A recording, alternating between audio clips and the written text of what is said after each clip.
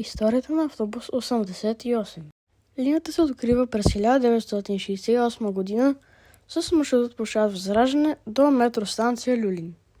През 1976 година тя е с маршрут от обръщателно колело на зоопарка до автостанция гара Искър.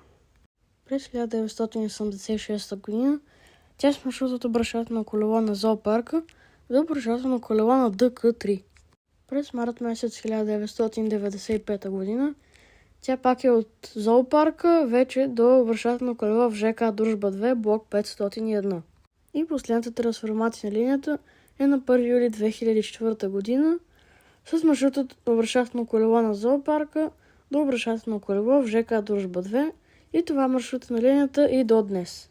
По линията са движили автобусите Mercedes O305, Mercedes O305G, Икарус 280.59, Mercedes O345G, Mercedes O345 Connecto G, MAN Lion City G CNG 2014 година доставка, Yutong ZK 6126 HGA, BMC Pro City CNG 2018 година доставка, MAN Lion City G CNG 2018 година доставка, Yutong E12 LF, Yutong ZK 6126 HGA CNG, BMC Belda 220 SLF, Икарус 280.59 и Икарус 260.43.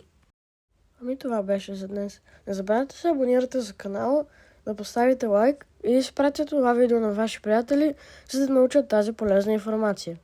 И също исках още един път да се извиня за това, че се забавих толкова много време с това видео.